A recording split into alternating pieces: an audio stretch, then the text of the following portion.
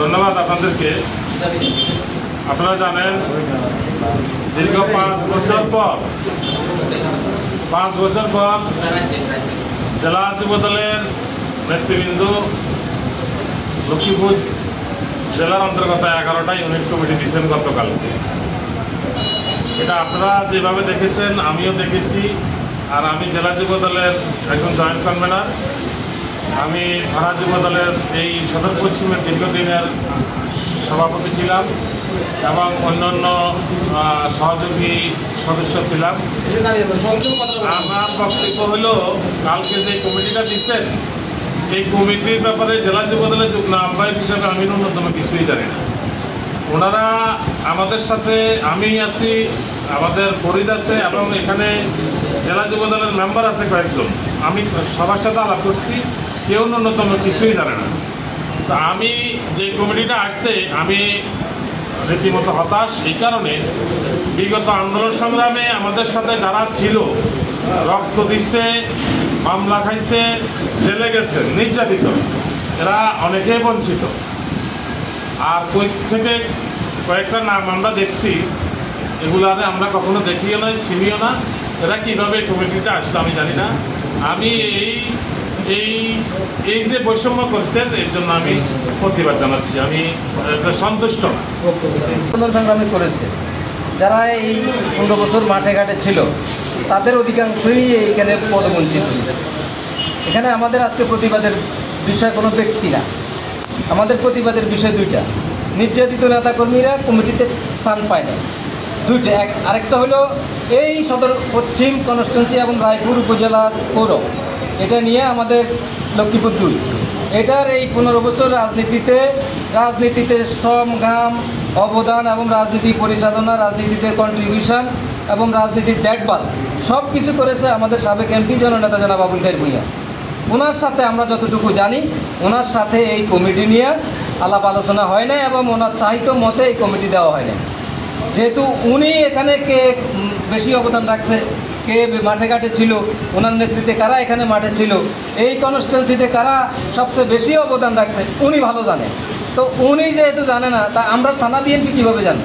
আমাদেরকেও জিজ্ঞেস করা হয়নি। আমাদের থানা পশ্চিম থেকে 2 জন যুবদল নেতা আছে, জেলার সুপার 5। সেই 2 জন প্রথম দিন ফরিদ স্ট্যাটাস দিয়েছে যে কেউ আমাকে অনুরোধ করবেন না, আপনারা যদি তার ফেসবুক পেজে ঢুকেন, যে আমি সদর উপজেলা পশ্চিমের কমিটি বিষয়ে কিছুই জানি না। ফরিদ গেল, আজকে বিটু তার বক্তব্য এখানে ক্লিয়ার করেছে, সেও জানে না। তাইলে জেলা যুবদলের 2 সিনিয়র নেতা সদর পশ্চিমের, তাদের নেতৃত্বেই তো এখানে কমিটি হবে। তো তারা যেহেতু জানে না, সে কারণে আমরা এই জেলার যে 2 সিনিয়র যুবদল নেতা এই কমিটির সঙ্গে সম্পৃক্ত নন।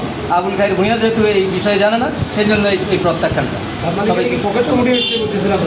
এটা আমি পকেট কমিটি বলবো না, তিনি যে জেলা যুবদলের যে নেতারা দিয়েছেন তারা তাদের নিজস্ব আঙ্গিকে দিয়েছেন।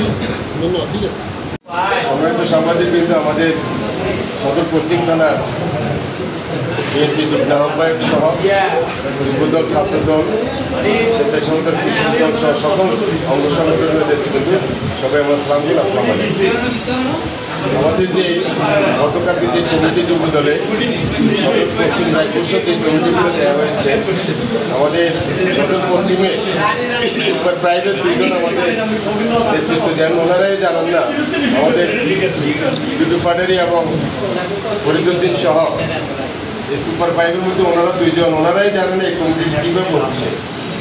আর এখানে আমাদের নির্যাতিত যারা এই 17-15 বছর দলের জন্য সংগ্রাম দিতে কষ্ট করেছে, গুলি খেয়েছে, আমাদের বিভিন্ন জায়গায় নির্যাতিত হয়েছে, জেলে ছিল, হাসপাতালে ছিল, গুলিবিদ্ধ হয়েছে, আমাদের মাননীয় সংসদ সদস্য জননেতা আবুল খায়ের ভূঁইয়া সাহেব এই সকল কিছু দায়ভার উনি নিয়েছেন।